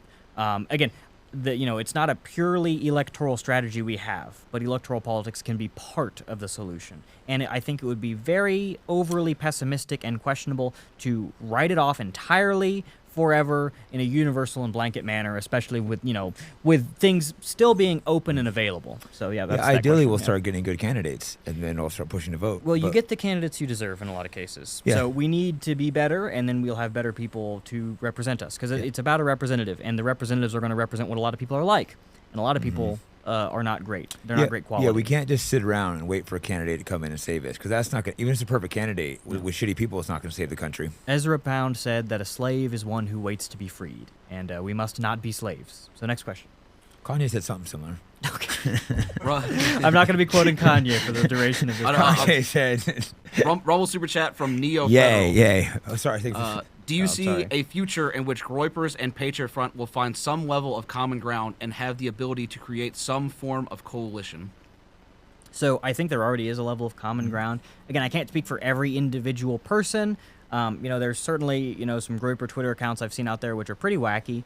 And I mean, there have been some PF guys who might have some wacky opinions in the past. Of course, we keep a tighter leash on that sort of thing. But is it possible? Sure. I mean, a lot of things are possible. I mean, I'm open to working with people and being diplomatic with people. Again, I'm prepared for success. I want PF to be able to work with more people. I want more people to be, of a disposition and of a temperament that make them able to work with PF. So in terms of a coalition, I don't know exactly what that would look like. But again, I'm capable of working with people who may not share all of my ideas, and we might come from different walks of life and do different things, but I'm capable of having conversations and engaging in positive discussion. Yeah, I think sometimes you have to look at where you align and where you don't, and at least meet where you align. And at the very least, we can all talk to each other, and I think the viewers, the people, you're smart, you're capable, and you're capable of making up your own minds about a lot of these things. And if you want to engage in anybody's project or support anybody's show or give money to a live stream and ask a question, for example, or buy a cool shirt, or join an org. Fight Back podcast. Yeah. Where can people help out Patriot Front, by the way? If they want to go to patriotfront.us is the website, and just look over everything, watch some of the interviews, check out the Telegram page if you have Telegram. If you don't, you should. It's the one place we are least banned. Check all that out, and that's how they can get to it. But, it's so crazy to me that you're banned from Twitter, Rumble. Everything. You haven't really done anything too crazy that I've ever seen. Well, I've organized men in a race-conscious nationalist standpoint, which is the most radical thing you can apparently do. Yeah, because I've never seen, on and off camera, you're exactly the same. But the benefit is, in order to get around censorship, I have to go onto other people's shows, so I get to meet people like you. So that's and Alex Jones promised me to have you on for 2 hours, but I haven't heard back from him yet. I will. And he only gave me an hour. I was kind of offended when he's like, "I'll give Thomas 2 hours." I was like, "Wait a second, Alex Alex." is welcome to put me in the hot Gave seat. Thomas 0 hours. He gave me 1 hour, and he told me he'd give you 2 hours. An hour more than I've got. But will he actually do that? I'm I open don't to. know. I'll talk to Jones again. I'll talk to the first big breakthrough interview I did was with PBD, who's an Iranian, not an American. But I mean, I'll talk with just about anybody. So I mean, I'll especially talk with Jones. He said he had the proof that we were feds. He said he had it on his desk, just like Pam Bondi had the Epstein list on her desk. It's like, it's on my desk. I'm ready to drop it. If there's proof, I want to see it. I want to get those people out. So please tell me. He told me something he had to prove, and I was like, okay. And then it kind of turned awkward real quick. I have never heard him so He quiet for so long. He didn't like you, but I definitely defended you. I'm not gonna return the sentiment. I think there's a lot of compelling and inspiring things about Jones's career. I think he stood up for free speech in some times where it's been very, very difficult, and I think he deserves a lot of credit. At the same time, I of course disagree with a lot of things he said about the organization. I think one of his claims was that we were planning imminent attacks on black people in order to issue in the New World Order. Wow. Which that was maybe a year ago now, so I don't know how imminent those attacks are supposed to be, but the New World Order isn't here, and we haven't been out there attacking black people, so I'm not sure if Jones is still hoping for that, but it's not happening. Yeah, I can't remember exactly what he said, but he was going pretty hard after you guys. Bless I'm his like, heart. I was just with him. I don't think any of this I is think true. a lot of it is his audience and things like that. And, you gotta make a living. Plus, it's whatever. You've talked to Owen a little bit. I think he I did. he likes you guys. He's very respectful. I like him. And again, I respect all these guys. I will talk with anybody. I will be diplomatic with anybody. Obviously, I have my disagreements with people all over the place, but I mean, the world is a place where you can work out disagreements. That's what it is. But Owen is a very respectable man, and we did do an interview that was very good, very quick, but very good, very dense in information. Well, Jones promised you 2 hours, even though I only got one. I'm offended, but you should do Owen as well. I'll give one of my hours to you. How about that? Yeah. Next question. Yeah, next we got, what is your opinion on other nationalist groups like the National Socialist Network in Australia? I like them. I think they're doing good work. I think they're fighting very hard. They have a very tyrannical government, which is tyrannical in a lot of the same ways that ours is. They're good men. They're doing a lot of great things. There's a lot of similarities with PF in terms of their actual organizing. They've solved a lot of the similar problems that we have. And there is mutual support. Yeah, I like them. I think what they're doing is inspiring. And if any Australians are listening to this and you like PF, then you'll probably also like them, and you should look into that. Of course, I can't make a blanket thing on every single person everywhere all the time, but I think what they're doing is a very respectable enterprise, and they should if you're there, then you should look into it. Make your own mind up. Yeah. Yeah, I've talked to a couple of those guys, and I liked them too. They're very nice. I'm liking all these damn white nationalists. Give me a bad rep. Nationalist organizations led by men named Thomas. Yeah. Very good. 2 of them. So on X, this is a 3-part question. Okay. The first one you've kind of already spoke about a good bit. Sure. First one is, why no swastika or mention of Hitler? Everyone calls you Nazis anyway. I think Yeah. we kind of already went over that. No, let's go into it. Okay. So the whole idea that everybody calls you this anyways, so you have to do that. I think there's a lot of really nasty names that people call us. People have said all sorts of things about the organization, and for us to become those things or say, oh well, they've called you, somebody who they've called us violent. Should we go out and be violent? They've called us a gang. Should we start dealing drugs? Was I fucked that up? They've called us violent. Should we go out and hurt people? They've called us a gang. They've called us. Should we start dealing drugs? They've called us a pyramid scheme. Should I start ripping people off? No. I'm not going to base my own internal convictions on the impetus of my enemies, because they don't get to define who and what I am. They don't. That's my job. Why do I not use the swastika? Well, I don't think it has I don't think it's one of the symbols of America. The swastika actually has been very scarcely used in American history, but largely in a pattern, kind of in the same way as certain other neoclassical elements. But I don't recall it ever being used in a serious political context throughout American history, so it's not as founded. We use the fasces, which some people say, oh, well, that's a European symbol. That's not American. Well, it has been used throughout the length of American history, in government, in architecture, it's on the seal of Congress and the Senate. There's statues of George Washington leaning on a fasces. There's 2 massive gold-plated fasces, maybe it's bronze, in Congress. And the meaning of the fasces is the strength of order of law in a republic. And America has been it was a republic. It should be a republic again. But that's why we use that. So, why don't I use the swastika? I think it is something which is more disposed to Europe, perhaps. And I don't think it's needed to represent America. I don't think it's a symbol that represents us. It's not that I'm offended by it. I'm not clutching my pearls. If I see people with swastikas, I'm not freaking out. I'm not offended. That's not making me step back in horror. I don't mind. I'm not offended by these things. It's just I want to use symbols that most accurately represent America in the American context, in the ideals we are most wanting to push forward, and the symbols that the organization uses are those which are found throughout American history, such as the fasces, which represents order and tradition, the revolutionary 13 stars, which represents change and dynamism, and the chevron, which represents action and momentum. So all of these things are conjoined to be what we represent. And, our symbols we care about very deeply, and they represent us and what we believe in. So there we go. It's not that I'm offended. Why no mentions of Hitler? Is that what it is? Yeah. Hitler. He's been mentioned.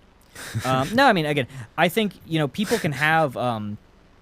can have a lot of opinions about Hitler, and I'm certainly not somebody who thinks he's the most evil man in the world. I think there's a lot of inspiration which can be taken from his rise to power in Germany in the same way that it's inspiring to see the rise to power of a man like Caesar or Napoleon. And I think there are a lot of things he was right about in terms of Germany and the state of things, but Burning trans clinics. That's a good one. That's a good one. But when it comes down to it, I have my own ancestors in America, and I am most engaged in being a counterweight, not only me, but as an organization, because my culture, my heritage, my history is being erased in America. My American heritage history, the history unique and local to this land, is being destroyed. Whether it's, all the craziness about the Indian redwashing of history, or the tearing down of statues of the founding fathers and Confederate generals, the slandering of the men of the Confederacy, all these things, these are uniquely American issues, and I need to prioritize that. And these are the men from whom we claim lineage. So these are the men whose legacies we are most engaged in resuscitating. Yeah, it's funny because I'll talk about Hitler, but I think it's smart you don't in your situation. It just doesn't make sense, the position you're in. Yeah, and I mean, I am not the most studied on these matters. I mean, again, I have to be a counterweight. There's a lot of people who read a lot of books about the Second World War, but not as many men, in my experience, are really unearthing a lot of American history, especially the older stuff, and interpreting that in a nationalist context. So I have to do what's most valuable. I'm not offended by people saying they like Hitler. I'm not offended He when didn't I yell see at a me when I started swastika. talking about him. Yeah, no, I mean it's not that big of a deal to me, and I have respect for people who are engaged in a lot of the misconceptions in that era of history. But what matters to me is we always need to have the moral and political center of our cause within the scope of our nation, and I'm a nationalist. Of course, I'm going to think that. Yeah. No, I see it's only being a downside to you start pushing those talking points. It makes sense for you to be American nationalist. Yeah, I mean, again, it's we're focusing on what needs to be done most readily, I believe, for the existence of our country and the preservation of our culture. I have a question. I'm shocked has not been asked like 20 times. Yeah. Why do the guys wear masks? I obviously know the answer, but people always ask me that. So it's not just because they're incredibly fashionable. The masks, we use them a lot because of anonymity. Like an army would want to protect its supply lines, we want to protect the livelihoods of our members. Because if our members, were all on, if we had all of our faces out there, it would not be incredibly difficult for people to, especially with AI and facial recognition, to be put all those men in a database somewhere. And then there's a lot of people, people have this idea that the organization is a place where, it's just blue collar guys, or it's just college students, or just young guys with not a whole lot. We have members who have white collar professions. We have members who are deeply engaged in their communities. We have members who make a lot of money. Who are very enterprising. Yeah. And it's better for the organization that their supply line, their supply chain for their livelihoods, their prosperity, their families remains out of reach of our opposition.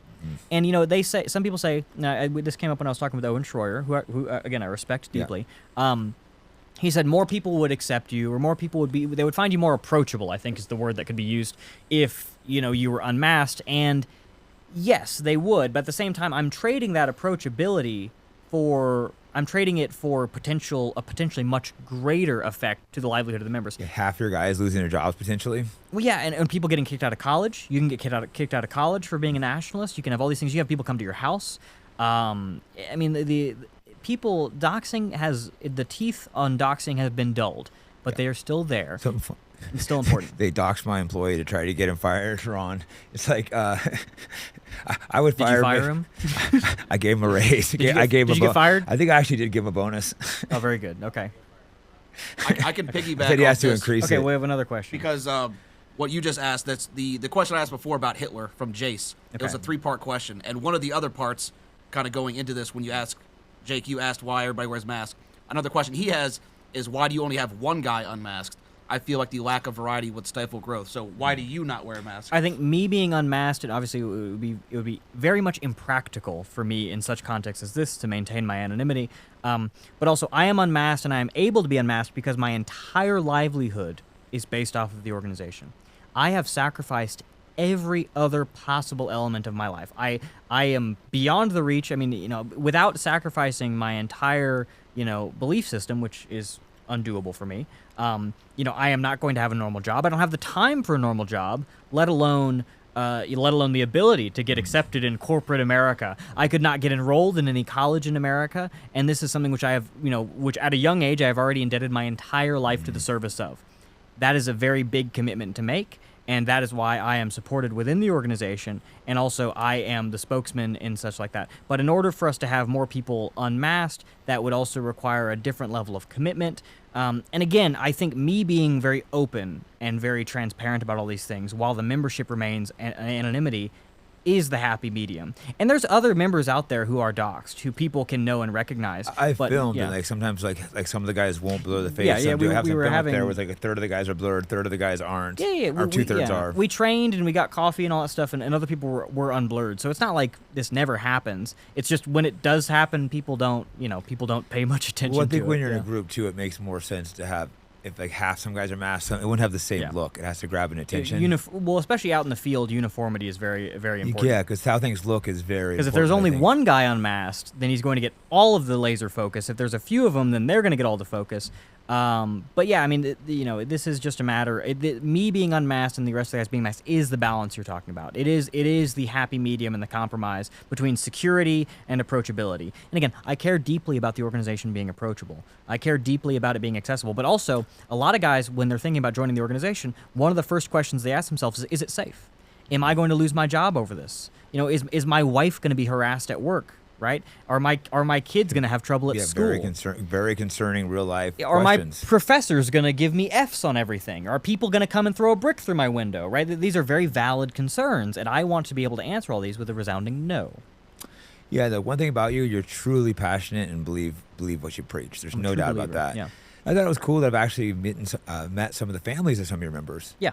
So it's like, they have the families around, kids. Families I it's incredibly didn't expect important. to see that, but it's important. No, it is, and I think, we need to have a place which is safe for these people to want to engage, and I think, safety alongside, the ability of people to speak and act, what is happening, and also there's the element of when somebody joins the organization, if somebody were to immediately say, all right, well, I want to be a spokesman. I'm joining day one. I want to be mask off. I'm going to be a spokesman.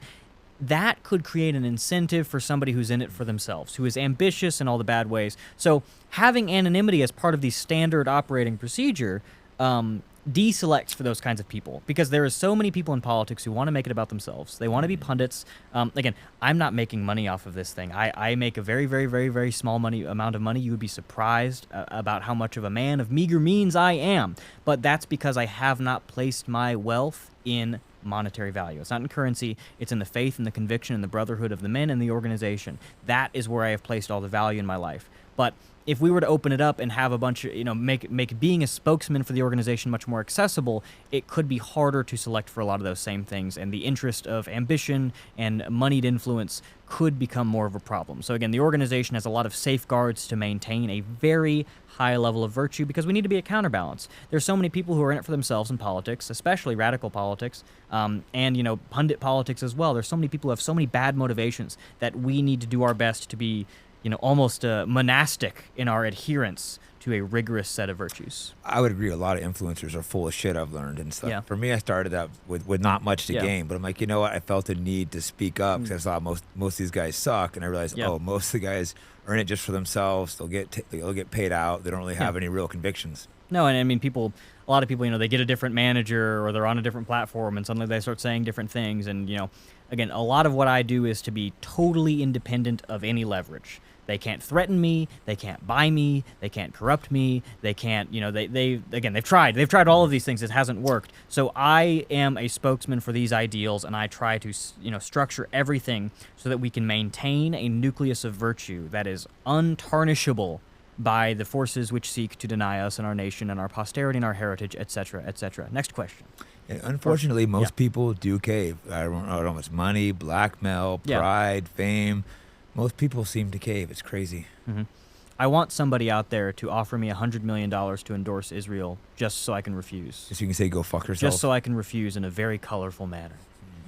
Rumble Super Chat. Rumble Super Chat. Lepus Lucius again said, All right. white fan. organizing / identity aside, what would be the most important social cause that you would change if you had one wish? Okay, so aside from race, what is the most important social cause? I would say probably the drug epidemic, I think, would be a big social thing because it has so many ramifications on families, on the economy, on the safety of our cities. I think, tackling it, I mean, addiction is terrible. The organization helps a lot of guys get out of addiction, whether it's very polite reminders that cigarettes are, in fact, bad for you, or matters of, all of our events are dry events. Or if it's anything worse than that, we will have interventions with men. We will make sure that, hey, we have your, we are your social circle. We are the people that care about you. Your family knows my family, etc. And we will use that to get people off of drugs. We use that social influence. We'll pull all those social levers to do such terrible things like get somebody off of drugs.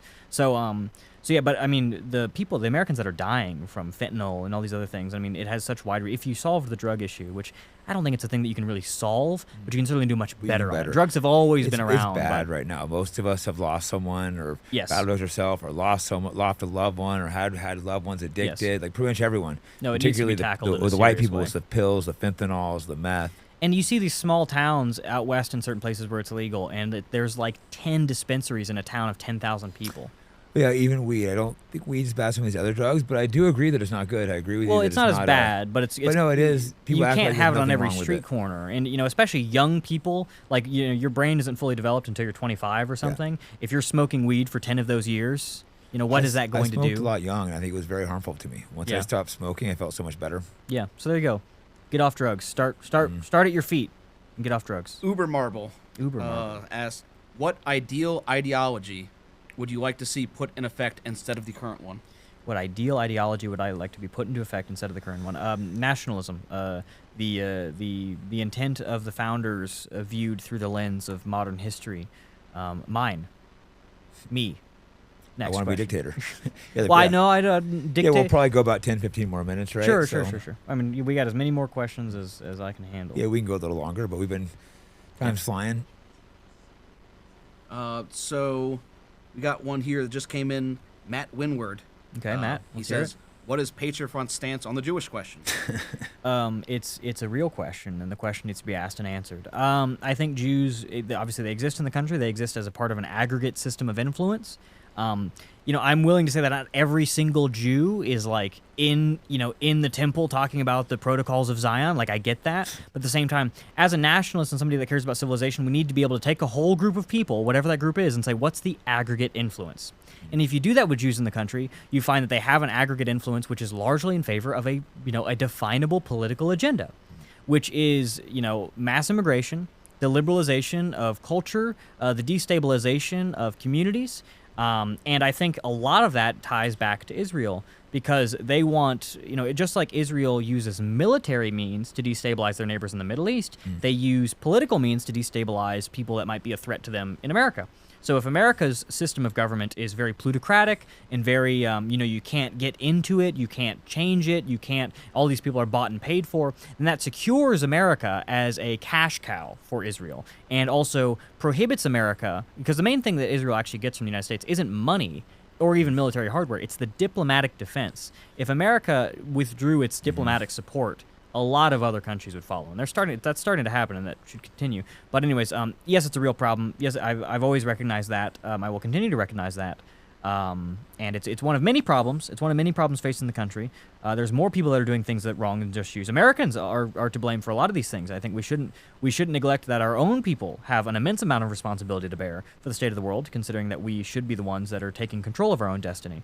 But yeah, I mean, the influence of Jews needs to be studied and acted upon in a very proper, professional manner. Yeah, many of our white politicians are sold out to them, and it's absolutely disgusting. These Yeah. traitors, and they're so organized with the ADL, the APAC, all these organizations. They've done such a good job organization. Maybe we need to do the same thing. Yeah, well, we need to be organized. And the ADL comes out and has denounced Patriot Front many, many times. Even if I didn't have a strong opinion on Jews when I started doing all this, we did a march. They've given you one. They have with the lawsuits, and we marched in Nashville, and I didn't say anything about the Jews in Nashville when I did my speech. It was an Independence Day speech. It was about the independence of the nation and our culture and heritage, etc. And then the Jewish Federation of Greater Nashville decided to come out and denounce me, and the Jewish mayor decided to try to pass legislation to make doing what we're doing illegal. It's like, I think, if the shoe fits, I'm just talking about the people that are destroying my country. Why did you think that was about you? But yeah, I mean, it's a very definite issue, and I've always had this stance. Some people try to claim that I haven't, but they're silly and they're wrong. Well, I think They're stupid, Arville, too. he said it was mostly Jews that were trying to shut down his white-only land. It's Funny like how that works. They come out over and over. You start noticing one or two things, you say a few things, and they come after you so hard, you start being like, this is interesting. And there's probably some good ones, but they need to take. I haven't met one personally yet. I'm open to the possibility, but those actually bear more responsibility because you got to be accountable to your friends, right? And I mean, you can say that, oh, well, we need to judge everybody as an individual, and we need to judge everybody by the content of their character. But the thing is, natural human instinct. This is like encoded into our brains that we're gonna judge people as groups. Stereotypes exist for a reason. They've always existed. You're always gonna be judged as a part of one of the groups that you're in. And if you're a race and a religion, you're gonna be judged by that. And if you have a problem with that, then you need to say, hey, maybe there's a reason why I don't have any friends on the world stage. Maybe there's a reason why all these people say these things. Are they right? Ask yourself not if they're hateful, but if they're right. And, if you are one of the good ones, again, haven't met you yet, but you should be preoccupied not with saying that, oh, these people are anti-Semites. You should say, oh, maybe Thomas Rousseau has legitimate grievances about the state of his country and the actions of a select group of political manipulators, and we should be more respectful to them. I would like to see that happen. I'm not holding my breath. If over half of the world just started absolutely hating me with a passion, I would be like, self-reflection. am I doing anything would be in wrong? order. Maybe I should self-reflect. I wouldn't just double and triple down and be like, these people are anti-Jake for no reason. Is there something in the Talmud that prohibits mirrors? Maybe that's why they have a problem with reflection. Vampires can't see themselves in Here, mirrors. I got an interesting one here. What kind of things would get people kicked out of Patriot Front other than the obvious? And the example with something like adultery. Actually, yes. So we believe in strong families, strong nations. So if you were cheating on your wife, then that would be a problem. There's a lot of moral issues. I mean, drug use.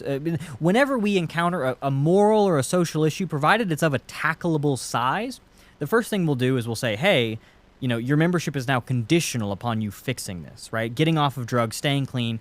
A member can get kicked out for an overuse of alcohol, right? But if you've had a really bad, if you had a relapse or something, then we're going to approach you first and say, hey, I want to work with you. Because, again, we need to believe that people can change, and we want to be a place where these people, because, again, if we kick somebody out, provided they are willing to work on it, where are they going to find? They might get a lot worse. So it's a very tricky balance you're playing. So we need to make sure that we do that with a clean conscience. So I can say I've done everything that could be reasonably asked of me as an organization, as a man, in that I'm doing this with a clean conscience. That we gave him every resource, we offered every opportunity, and then he refused. With a case, specifically like adultery, it's in a lot of ways worse than drug abuse because you're harming more than yourself. You're harming your family. It's a collective you're harming, and also it's not like an alcohol issue where you can just say, okay, I'll stop doing it, because you have already broken a contract, a contract that you probably made before the eyes of God, and it's very harmful. But that is something which would definitely put your membership in jeopardy, and we want men to be representatives because half of the country we're trying to save is women. And I believe women deserve safe lives with strong marriages of virtuous men that are respectful and that are upright and that are strong and they're leaders and and they're masculine. But I think there's a lot of weak men out there, and there's a lot of things the porn industry is propped up by men. Right. Yeah. The women, they have a everybody has a responsibility. So much too, but it's more men for sure. But again, the money's coming from somewhere. So again, we want our men to be better, and that comes with the substances they don't use, the strength of their families, and overall moral convictions. Obviously, the obvious I believe he's referring to is committing acts of violence, crimes, things like that, or attacking, disparaging other members, being antisocial. So yes, such an example would be. Yeah, things like adultery used to be shame, but it's not anymore. And that is a good point. Because people don't have communities anymore. So usually, I mean, if you're doing that as a man, you need to be seriously worried about all your friends like getting together and beating the crap out of you, right? So I mean, but they don't have that anymore, so we don't have this accountability. And a lot of people, a lot of men in particular, are very eager to lament the state of women in the country, and a lot of the things they say are right, but there's no separation. The idea that the men-women issues are like separate, it's like there's no such thing. Yeah, it's like we all share the responsibility, so we need to tackle it all together, and we need to be better people. I agree. That's why, like, don't get me wrong. I think the red pill, some of the things they're saying true, they take it way too far. It's like both men and women do things that are wrong. Everybody shares the responsibility. Exactly. It's a job. We need to lead, be strong. Very good people on both sides, but lots of respect, lots of responsibility on both sides. Solar on X, he's left 2 comments. I'll kind of combine the 2 because they're very similar. Love it. What religion do you personally believe in, and what do you think about the rise of paganism and pagan thought within right-wing circles? And he also added, he loves what you do, and he can't wait to join when he turns 18. Cool. Well, you should. Nice.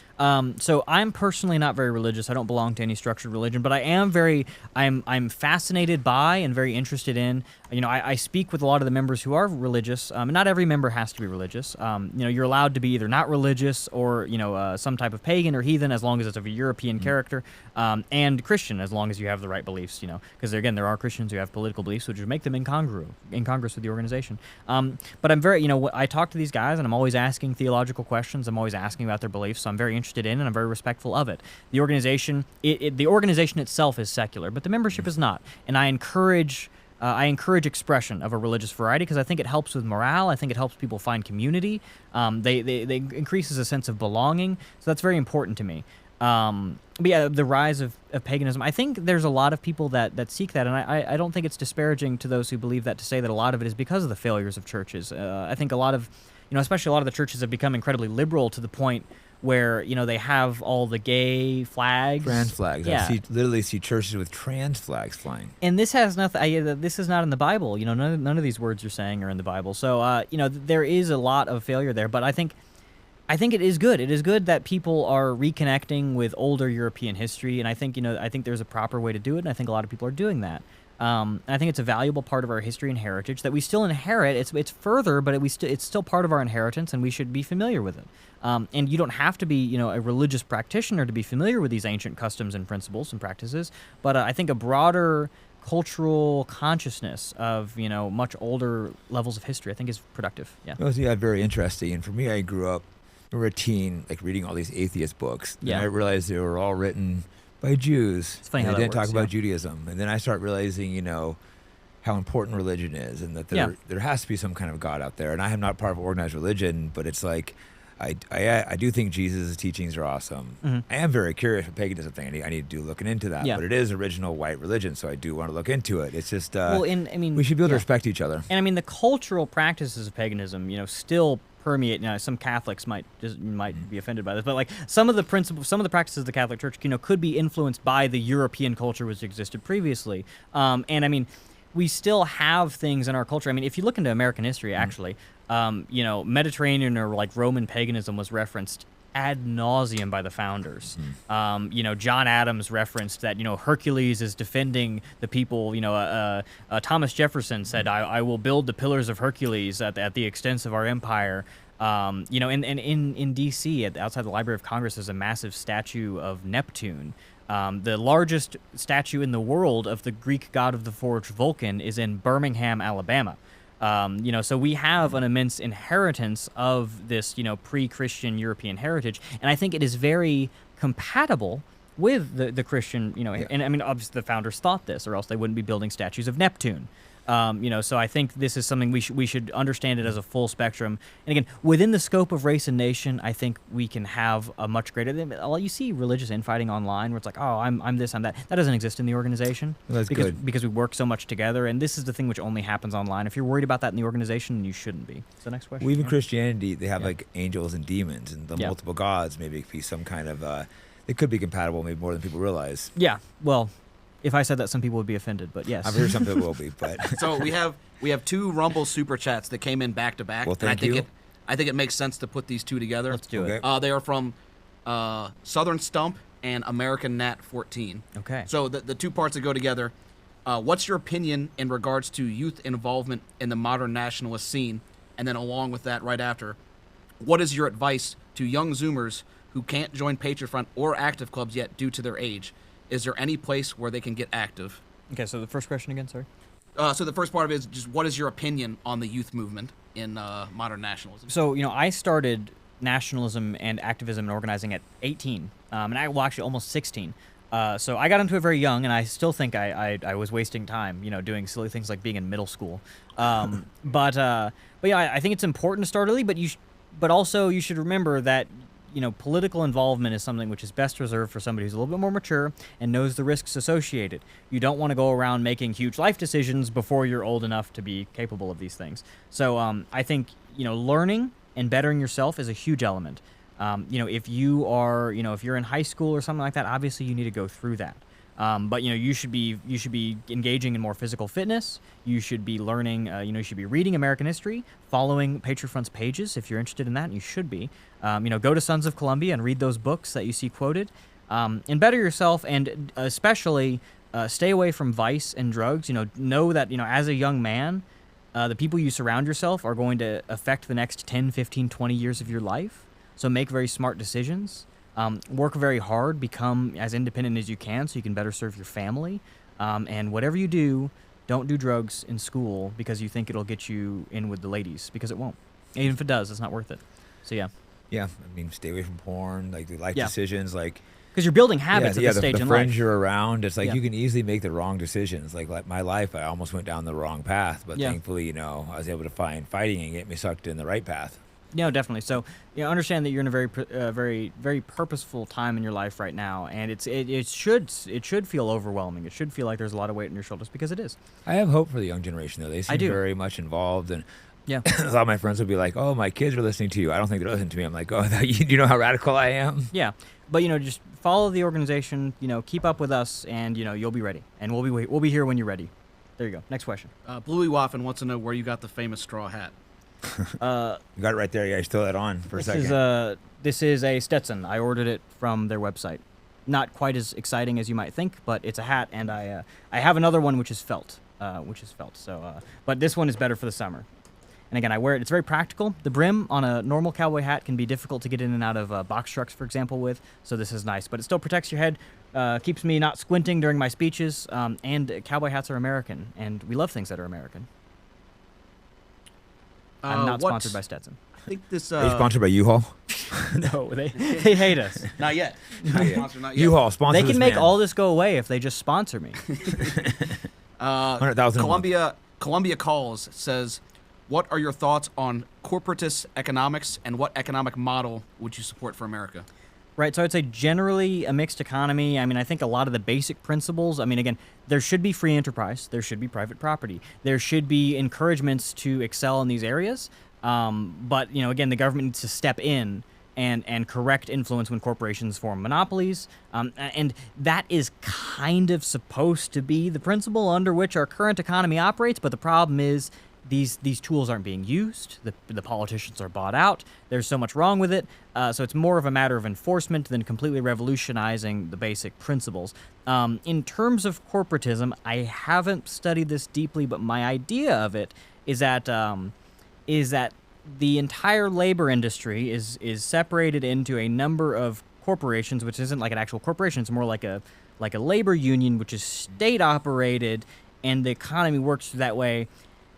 I don't know how that would work in an American context. I'm not certain of the details. I don't know how implementation of that would look. And I think it might work better in a smaller country. I know that was tried in Europe. I think it had some positive benefits, like in Italy, maybe. I haven't studied the actual economics of that. But I think on the scale of a continent, and in a much more complex economic landscape of the 21st century, I am not convinced that that's my opinion. But again, I think the people should run the economy, or the economy will run the people. So that's my stance. In terms of actual precise implementation, by the time I'm there, I will have a team of very advanced and very researched economists, which will help me make the best decisions I can to better the people. Because the principles are what you need to have most importantly. The virtues and the principles and the convictions, and then deciding how to implement them is just a matter of pragmatic logistic tactics at that point. Yeah, and I don't have the exact solution, but I don't think corporations should be running our country. No, they And shouldn't. it seems like that's kind of what's No, happening. they You get shouldn't. Yeah. the right's always like, oh, you have to have free market, blah, blah, blah. But there comes a point where it's But like... they make it so it's not free. Exactly. When the corporations are running anything, it's not free. Go ahead. One Cultured Thug 88 asks, I think he probably put this in when you were answering the questions about the hat. Okay. He says, what is the Sons of Columbia you just mentioned? So if you go to patriotfront.us and you go to social, you will find a number of Telegram pages, and one of them is Sons of Columbia, which is a cultural heritage thing. You know how you have Sons of the American Revolution or Sons of Confederate Veterans? It's kind of our version of that. And we have a bunch of paintings, photographs, quotations, excerpts from literature. It's essentially a feed where you can follow and get a lot of inspiring, Americana heritage, things that we're proud of, things that are fascinating and you should look more into. Because again, so much, you can be a nationalist, but a lot of nationalists don't actually know that much about the nation. And we need to be uniquely American. We need to be so American and so nationalist that, it would look totally strange if we were to do what we're doing in any other country on earth.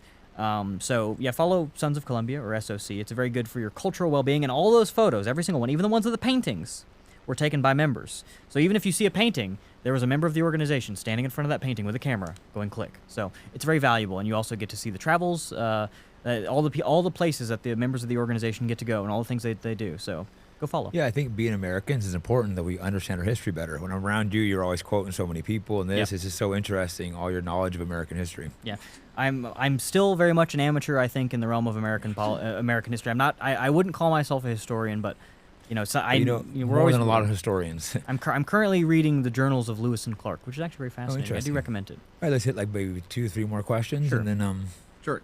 Mayberry Stormer wants to know what books you recommend. Well, there you go. So I am reading the Journals of Lewis and Clark right now. That's a good one. I just finished reading the North Pole by Robert E. Peary. He was the American who discovered the North Pole, which is a very fascinating book, very inspiring, very arduous journey, not very political. But in terms of politics, I like Lothrop Stoddard's Reforging America. I think if you're looking into earlier American history, if you're looking for an encyclopedic knowledge of the American Revolution, then Benson Lossing's Pictorial Field Book of the American Revolution is like the seminal text on that. Also, if you're looking for a biography of George Washington, the one that is most accurate, I believe, is written by John Marshall, who was actually the Supreme Court Justice at the time, and also a founding father. I believe it's John Marshall's biography of George Washington. The Winning of the West by Theodore Roosevelt, or generally a lot of Theodore Roosevelt's speeches, are very valuable. and there's books about him. That are He's a interesting. very prolific He's such author. an interesting author, and just reading about him, such an interesting character. Francis Parkman is a very easy. It's very his histories are narrative. They're very easy for an early reader who is not used to reading books from the 1800s.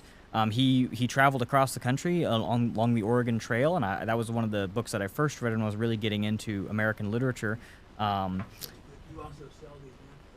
I don't sell them to the public, but if you join the organization, They have these cool books. I don't have a storefront. I got these. I feel special now. You that are, I got yeah. These, so I guess, give these out wherever I go. Yeah, But these real history, cool history pamphlets. But never Yeah. mind, you don't sell those. yeah. Well, if you ever run into members, or if you ever go to events and things like that, or if you join, then they will actually be required reading.